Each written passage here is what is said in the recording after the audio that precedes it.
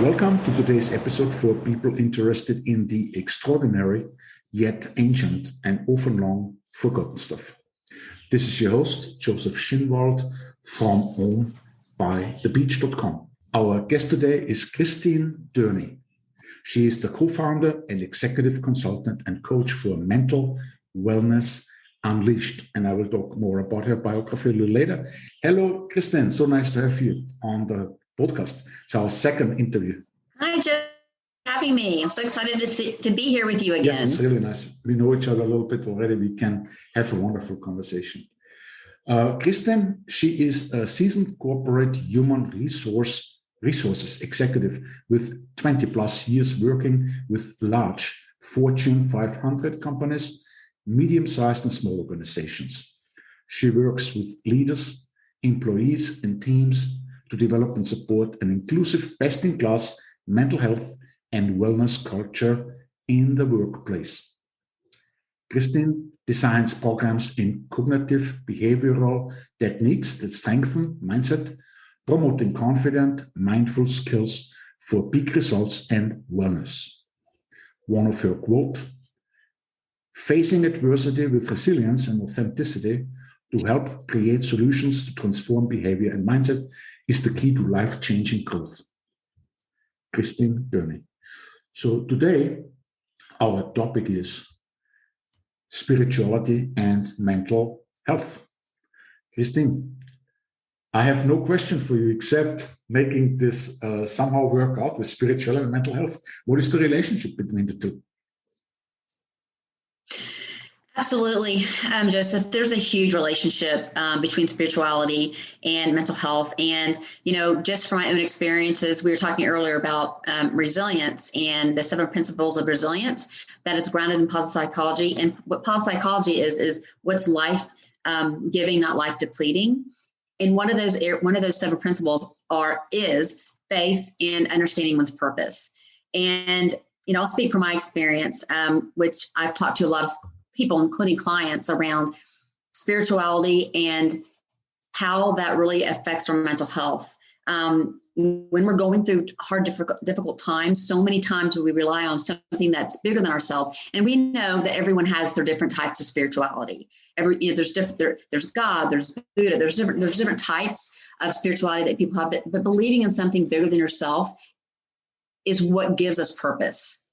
If we don't believe in something that's bigger than ourselves and something that we're supposed to do that's bigger than ourselves, it's hard to get through those trying times. And I know for myself, when I was in therapy, after therapy, end of this day, things such as prayer, meditation, morning rituals that you and I've discussed before that I do on a daily basis, and nightly rituals, and for me involve some type of meditation and prayer. And that spirituality really helps me say, oh, my purpose is this. And so I think there's also a connection between spirituality and your purpose and what you're supposed to be doing that's bigger than you. People ask me all the time, like, how'd you find your purpose? And I'm like, well, it was more about it found me to a certain degree because I prayed about it. And I also said, this is what I need to be doing to make a bigger impact in the world and the community that I live in. Yes, to connect the self with something bigger. And often it's also just a different understanding about the self, because the self is not that little, thing we think operates in our head, the ego. The self, like from the spirituality, from the Oriental, Hinduism, for instance, in Buddhism, they have a little bit different expression. When it comes to self, there actually is a no self, but it's also just meant to be like the map is not the territory. So no self just means don't get fixated on some kind of concept when you think about who you are. And in Hinduism, of course, the self is it's what they consider to be God, and you can hardly compare these kind of cosmologies with our Western, like Judeo-Christian Islamic traditions, because there is not same kind of creator God like here. Like one example, we say in the Old Testament here, God made man out of clay, right? Well, that's creation, right? So you have clay, you have matter, which in the East is anyway kind of an illusion thing. Matter, it's Maya, this is not real. However, when you go to Taoism, for instance, they also have the metaphor of clay, but they just say, and that says a lot now, they say the usefulness of a pot of clay is its emptiness. So nothing is made out of clay. It's like the usefulness is the void, the emptiness, that cosmic thing where everything is just coming and going, and where all the planets are, and where the good and evil is happening, and everything is in there, in that emptiness, shunyata. So that is for me when it comes to let's say a discussion about mental health and spirituality. I think the first thing one would say needs to be defined, because spirituality, talking to a personal God, is very different from listening to ultimate reality, meditation, right? Discovering who one really is. There's a distinction, a huge distinction. What do you think about? I really like your example. I think you said earlier about ego, and also the clay example. So, when we're spiritual, it really lets us relieve ourselves of that ego, meaning it opens ourselves to mindfulness, living the present, empathetic thinking, compassion, forgiveness. In my situation, I had to do some forgiving with what I had gone through, and it was holding me back. And I think a lot of times people, when they're going through trauma or going through a difficult situation, or they're like, I know when I lost one of my loved ones to cancer, he said to me, "I pray for you, not for me." And I saw him going to the other side, and everyone can decide on what that side means to them. But not only did I see it, I felt it. And it was a sense of, and this is what it did, Joseph, for me. I didn't question things anymore. I'm like, everything happens for a reason. I lost, was losing this person painful? Yes, we can still go through the emotions of all these, the sufferings and the pains. But the thing about it is, when we have spirituality, there's meaning to what we go through. There's meaning to adversity. There's meaning to lived experiences. There's meaning to trauma. There's meaning to something. If you can find meaning out of that and become out better for it, and also help others come out better for it, that's when we get really deep into spirituality, in my perspective. Yes. Because we really have the opportunity. If we are, like, for instance, I'll give an example. Anger is fear and hurt. So when people are experiencing anger, and on the other side of it, what we really need to be doing is saying, I feel for this person. Well, in order for us to have those types of empathy and compassion, forgiveness, we have to have some type of spirituality. And like you said before, it goes beyond meditation. We're praying to our own God, our own higher being, our own whatever that is in our spirituality. But I know this from lived experiences, you really can not possess those qualities unless you're spiritual and have the opportunity in your own life to have those areas of forgiveness, of thoughtfulness, of mindfulness, of as positive psychology calls, how can we live our best selves? When we live our best selves, then we're helping others live their best selves. And it goes back to that spirituality piece. And again, I say that everybody has their own spirituality, and they have their own type of praying. They have their own type of ways of having that conversation with their higher being. But in order for us to possess those types of traits, we have to have some type of spirituality. Yes. Spirituality, in fact, I would say everybody should think about it for themselves, what it is. And, there's not a cookie cutter definition for spirituality. It means something to me. It means something, maybe I would say differently in a month from now. But really, when I look at the relationship between spirituality and mental health, I see spirituality as the overarching wholeness.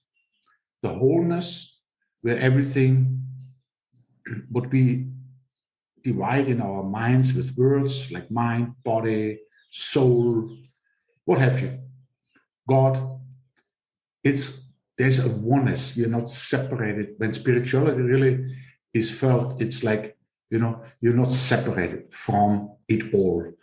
There's no way you're separated from this outside, from the cosmos, from God, from what have you, but when you feel separated, then you lose this wholeness, and you can go in the wrong direction. You can go into a very suffering place when you are identifying yourself with the ego, when you are identifying yourself not with who you really all of it are, because you can't even identify with words, because words are actually just a certain point. Just if you think about yourself, who you really are, or even if you think about your beliefs, your private beliefs about God, then you feel that this is the key to not identify with anything lesser than who you really are. And then you don't need to identify, because really that is more like a being. Because as soon as you identify with thoughts. It's always like this. And that cannot be. It's interesting that just that you said something that, you said something very, very pertinent and relevant, and that's the mind, body, soul, and spirit connection. And when we talk about, there's two different things we can talk about.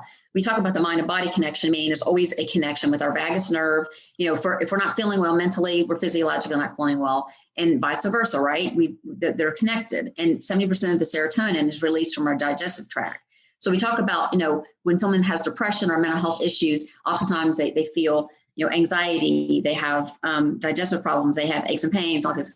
But when you look at, so when I look at spirituality from a mental health perspective, I always talk about it holistically, which is what you just explained. And that's truly having a mind and body, soul and spirit connection. And if there's something that's missing from that holistic piece, that's a puzzle. I call it the puzzle. I call it mind, body, soul, spirit. It's a puzzle to me. And if you've got a piece of the puzzle missing, then you're going to find yourself in a way that's, because each one of them affect the other. And I think that when we have the opportunity to reduce and lessen that ego and let in the mind, body, spirit, and soul connection, then that's when we truly are who we are. I know the word authentic is used sometimes kind of overused. Some people don't even like to use the word authentic anymore, but I still like it, because it really, you really know when someone's being authentic. You know when not. When someone's living a limitation self. And when people have mental health conditions that haven't been addressed and they don't have that spirituality component, they're living their limitation self because they're not able to put the puzzle of the mind, body, spirit, and soul connection together. And so, that's a big component. And then again, that helps us release the ego so we can be who we truly are and live our true potential. Yes. It clears our mind to get to be able to think, what is that? What does that mean? It gets us out of the brain fog. Yes, exactly. It's really, for me, it's that whole idea of being separated from the outside, like separated from the universe, separated from the source of life, or any separation is really what is causing mental health problems, I think. Because even if you talk about spirit, what is it really? It's like that thing that we are not disconnected, that you cannot really be separated from it all, because it all goes with this and this goes with that, and the outside implies the inside, the inside implies the outside. It all goes together. But when we are going within ourselves too much and we feel that separation, then all kinds of weird things can happen. And meditation, I believe, is going there, because there are so many different kinds of meditations, but ultimately just a few major types, and that is as I see it, that is the self-inquiry meditation, which is who am I? Who am I? Very important to refer who am I, to refer this meditation to this discovery of who you really are, because you're not your ego, you're not your roles in life. That's like a chessboard you're playing, but you should not identify with the chess pieces, because you are the player. You are more than that. And Then the other next meditation would be the mantra meditation. I don't know much about it, of course, but that's the Hindu stuff. And then the Buddhism, you have the Vipassana. That's very much like this, that you really observe what's going on. Your thoughts are not your thoughts. They're just there. You have a body, you have a mind, but you're not that. So then you see this more subjectively, and you see, oh, this is all just occurring within my consciousness. And then you have these Zen, where you just sit a lot. I mean, I was never attracted to it. And I like Zen. I like Zen stories and all this. Mindfulness, everybody talks about mindfulness now. That's a big thing. And I think the last one would be the metta meditation, which is loving kindness meditation. These are the Buddhist ones, 4. When we talk about Buddhism, we talk about 4 meditations. When we talk about meditation in general, there is just the Taoist one, and then the Hindu and the Buddhist one, because we actually are used to contemplation. We contemplate on scripture. We are praying to a personalized God. It's very different. There's no right and wrong. It's beautiful that we have always been right in the world. However, I think when you look at these meditations, that the main types of it, and with contemplation, it goes there also because we all know these mystics, the mysticism, the mystics, Thomas Merton, and they could do the same like the Orientals, but they were believing in a God, And so ultimately, I think it's like that wholeness that we can experience ourselves as an expression of the universe itself. And like the universe, it looks at itself in a billions of different ways, and yet it's irresistibly attracted to itself through us and through the, when you look outside in nature, the birds, the flowers, it's a beautiful game. It's a beautiful show. That is a show. It's not a television show. It's a real show, right? And yeah, to make a long story short, I think when we talk about spirituality and health, mental health, I think that's where health comes in. Healthier is to feel connected with other people. But and we all, yes, exactly. I mean, we talk about living in the present, mindfulness.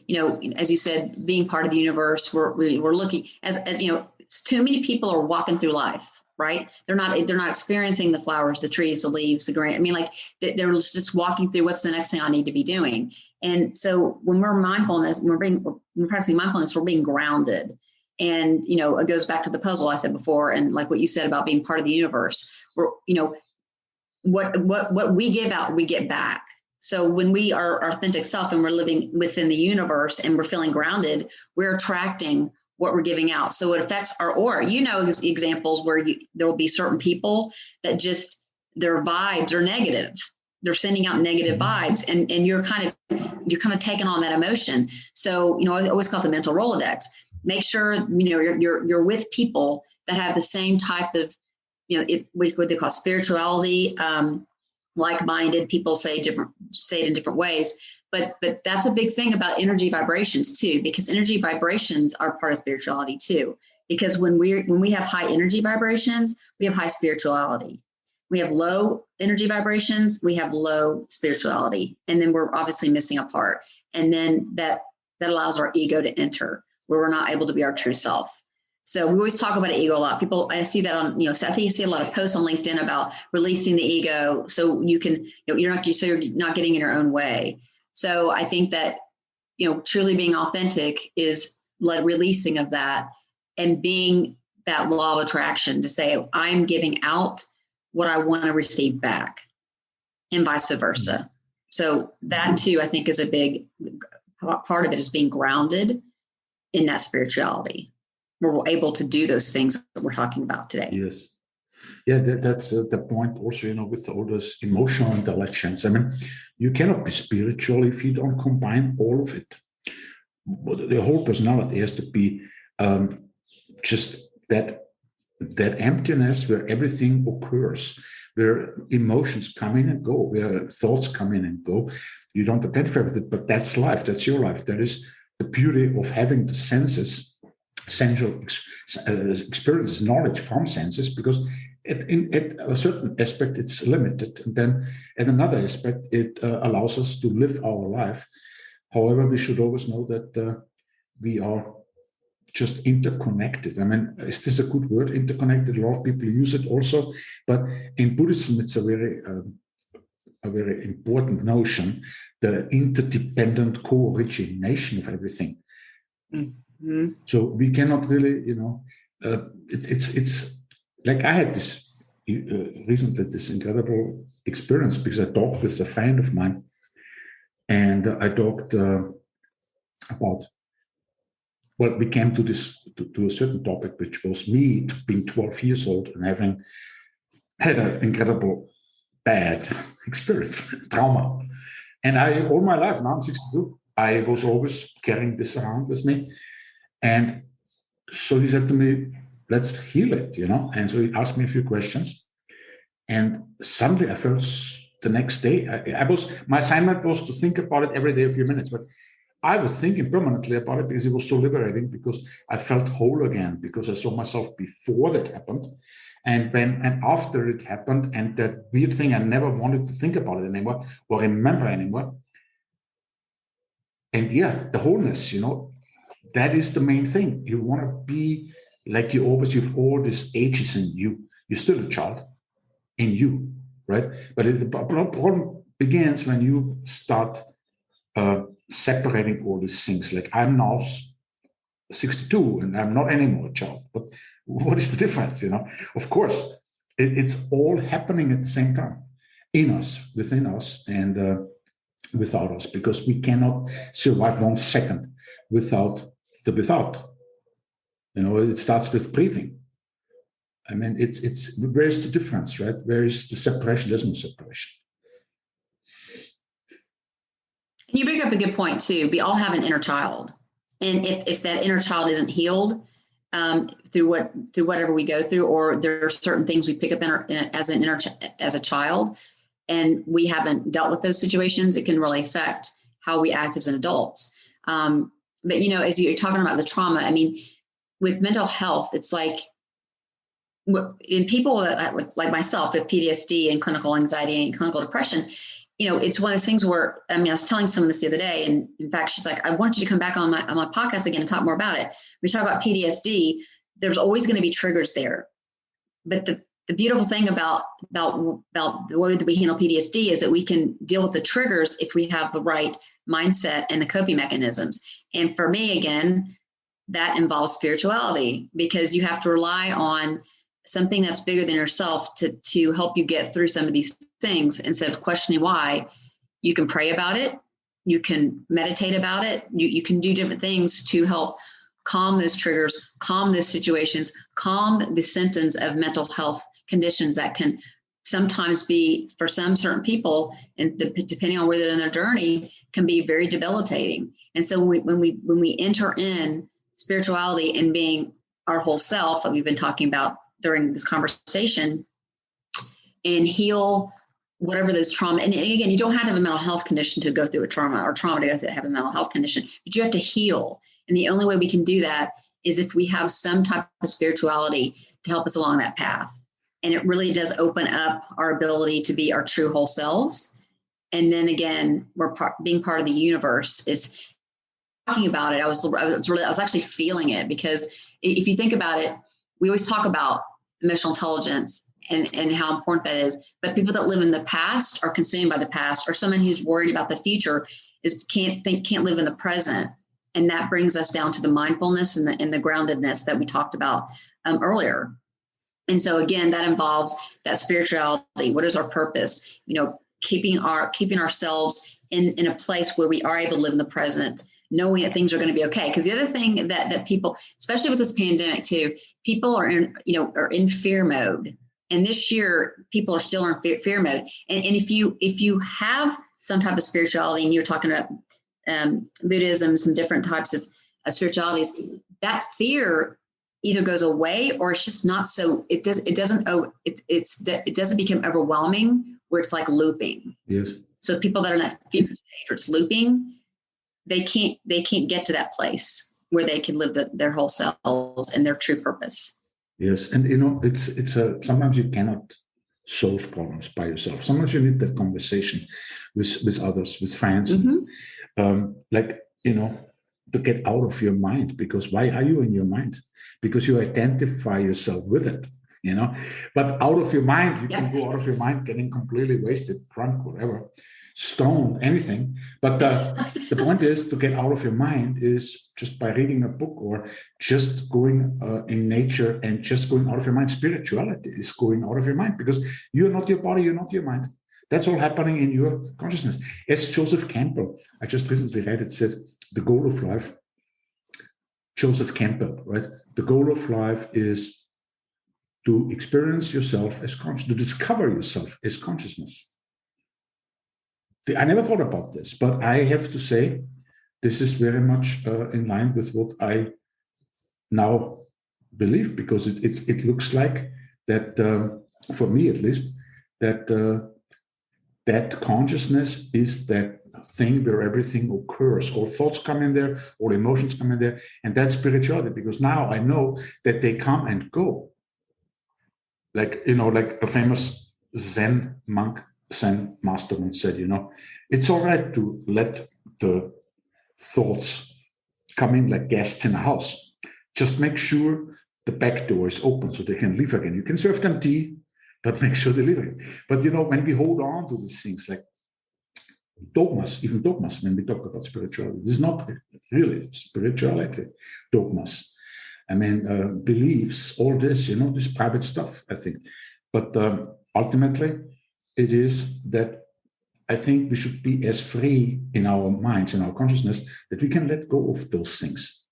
And we don't have to identify with those things. Because when we identify with the thoughts, then and that's another thing for me, then we really make ourselves very small. And now we lose the spirituality, because the spirituality comes now because we are much more than that. And, I don't have to even believe in our conception of God in the West, or I don't have to believe in the conception, the cosmology of God in India, whatever. The thing is, really, it's already what is higher and more than ourselves. Well, that is already there, because when you meditate, you find out you're much more, but it's not like connected with the ego anymore. Because ultimately, like, you're nothing at the same time, but you're everything at the same time also. Like the Buddha said once, I don't know, I shouldn't throw around these quotes if I don't know it, but something like, as far as I look out, there is only me I can see. And so, we have this incredible configuration, let's say, like there's this circle, this realm, space-time event, us, and it goes out into the universe. Like there's this concentric, and everybody goes out in a different way out there, and everybody is the universe. Everybody is everything and also nothing, because without the outside, without the universe, or without God, you could say, who are we? We are nothing at the same time, but that nothing. It's interesting when you're, it's interesting. I was just had a thought when you're talking, everybody that's been, and I'm trying to think of the individual, he's a young individual, and I think his first name is Jay, and I can't remember his last name, but haven't you ever noticed that monks, even when they come out of monkhood, they're still just unbelievably calm. It's every single time I've ever listened to somebody in that, from that type of environment, they're very calm, they're very grounded, they're very mindful. They just make you feel, in their presence, you just feel this calmness. And, that has to do so much with what they've done in their private life to get to where they are in their public life. And I've always been very interested in monkhood for that reason, because every time I've been in the presence of that, they all have a certain type of being in the universe that's extremely calming. Yes. So I think that like we're talking about, no matter what type of spirituality you're practicing, I keep saying it, that mindfulness and that living in the present is what keeps us grounded. Because, I say this, and I recently lost a friend, you never know. You never know what's going to happen. And this individual was my age. So, you never know. And so it was very sudden. So I think if people start thinking about life in that way, that's how you can truly live in the present. Like, we never know what's going on, but to have that calmness in that spirituality in our universe around us, everything around us has vibrations of some sort.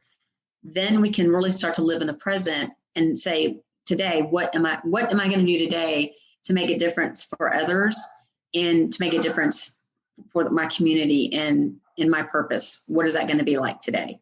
And if we look at it like from a day-to-day basis and continue doing morning rituals and do those things as a prayer, meditation, whatever it is that spirituality does for you, that's what really brings us that calmness and groundedness. Yes, it's that is what I also noticed with people who are spiritual, like monks, or people who do a lot of meditation, and whether it's now whatever background, doesn't matter. I think they are calm, and they have denied a lot of things, said goodbye to a lot of things, which keep most people so busy that it's almost like, like that proverbial water, which is it's muddy. And when the water is muddy, when the mud is there is no clarity.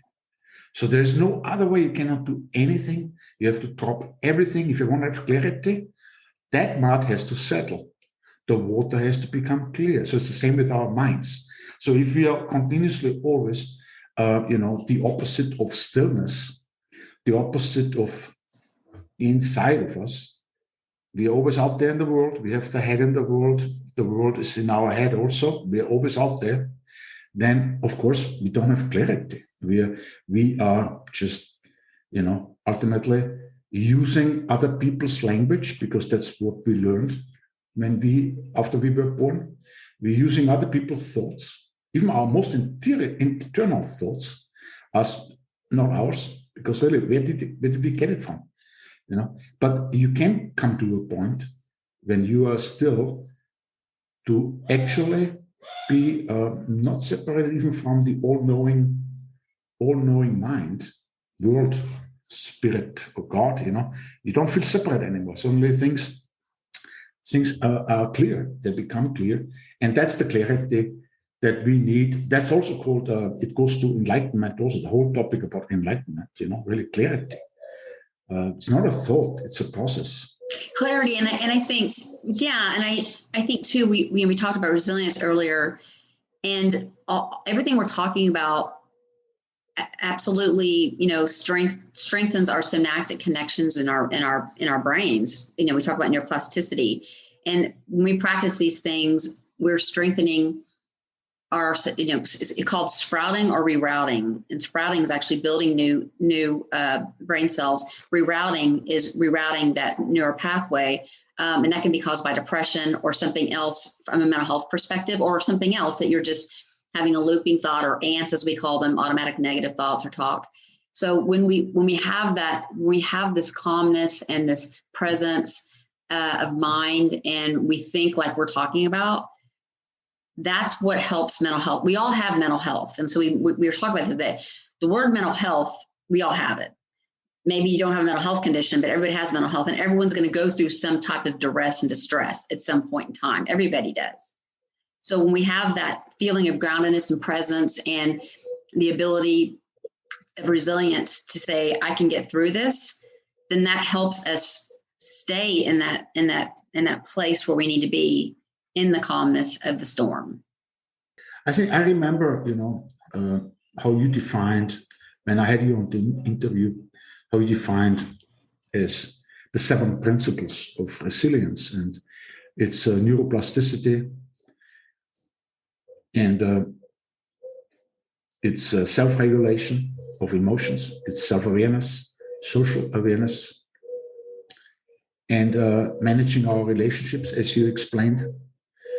And then for a growth mindset, it's the resilience is the key, right? Resilience is sustainable. Mm-hmm. It is a skill that can be developed, you said. And, this is so spiritual. Whenever we talk about emotional intelligence. That is the spirituality thing, because with emotional intelligence, now you actually have an outlook. You look in the future in the right way. You're not like, worried about the future or fearful or anxious. No, you have an outlook. You see the context around you. You are basically interconnected. You feel the connections. That is emotional intelligence, correct? And then all of these other aspects of emotional intelligence. And I believe that has a lot to do with becoming whole.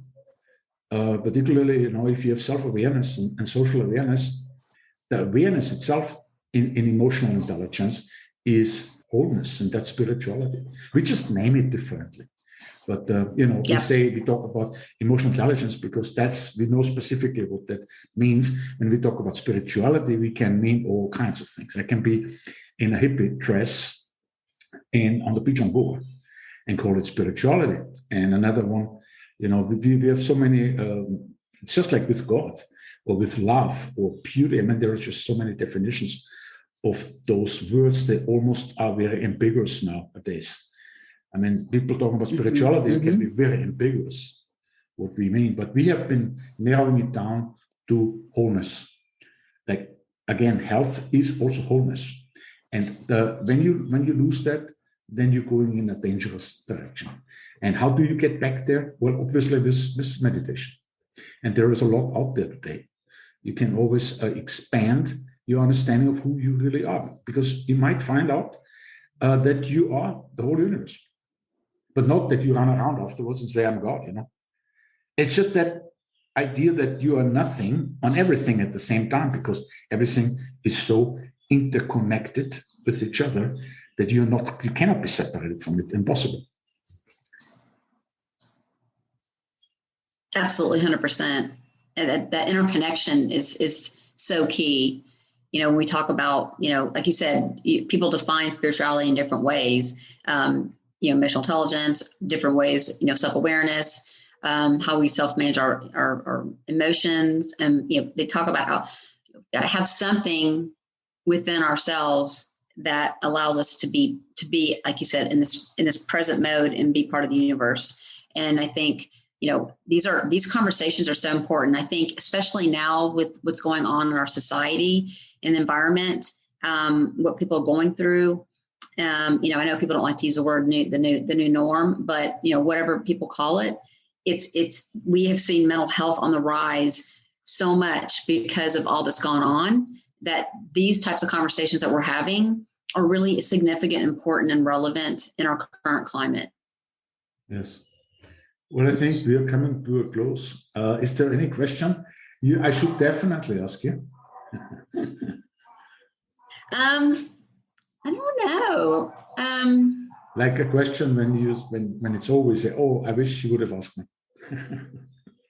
I'm just thinking, I think we covered a lot. If this went, it always does, but I think we covered a lot. I think it's just real. I think that, people ask a lot of times, how do I do this? How do I get there? How do I start? If I'm having a mental health condition, I'm in a debilitating state. What do I do? Build out a structure for yourself? Build out, someone did ask me this question: what are some things we can do? And a really good quote that I heard from somebody the other day was, they said, if I'm in a situation where I'm feeling vulnerable or I'm feeling in a place where I'm having a hard time, how would my best version of myself respond?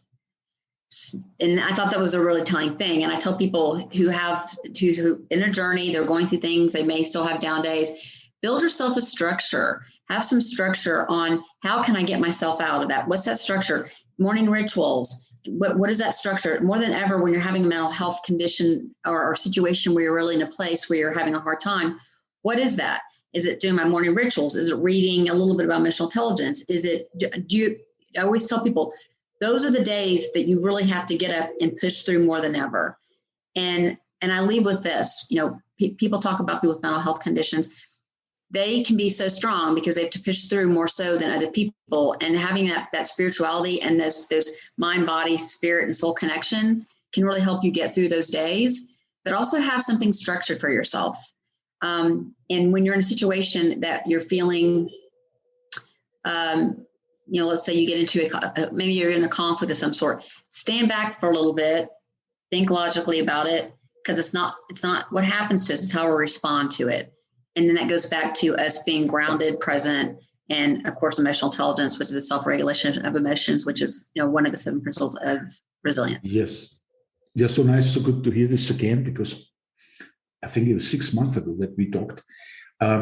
Yeah. But I also would like to mention your fantastic website and your Facebook absolutely. group and LinkedIn, and it will be all in the show notes. Can you mention your website, the name of it? Sure. It's www.mentalwellnessunleashed.com. Yes. And then, of course, like you said before, we have Facebook and LinkedIn business pages with free resources for people to go to, and we've got tools and different things that people can utilize. That we post pretty much on a daily basis of some sort on one of our, and we've been Instagram as well. So yes, so that's easier to connect with you when somebody wants to know more about it, because it will be in the show notes, and you have a website. People can connect with you and learn more about this. And they can reach out to me directly. I love people reaching out to me directly, just even if they have a question or they just want to talk about something. Yes. I just love people reaching out, because I think the more we can talk about like you doing these types of conversations. I mean, we need more people like you having these conversations to push these things out, to help people understand that they can get through these rough patches. And then we change the narrative. Mental health conditions, not mental illness. We don't say heart illness. We say heart conditions, say mental health conditions. But I just want people to know out there, if they're listening, if they're going through a tough time, you can absolutely get through it. I promise you. There's support out there. People love you. You're valued. And just remember that. It's really important. But if people want to reach out to me directly, I love that too. That's very kind of you. It's very nice of you. Well, Kristin, I am so happy that we have been taking this time again to talk. And so thank you very much, Kristin, for having been on the show. Thank you, Joseph. It's always a pleasure to be with you so much, my friend. Thanks. Yes, it was a real pleasure again to talk with you. Because you come with this expertise of particularly with emotional intelligence and resilience, and all this, and that's a very spiritual topic. And I thank you also, my dear listeners, for joining us today. The recap of the show with bullet points of the questions in the show notes, with all the links mentioned during the interview on homebythebeach.com. If you like this podcast, please subscribe to have you here again for our next episode. This is your host, Joseph Schinwald. Thank you and goodbye until we meet again.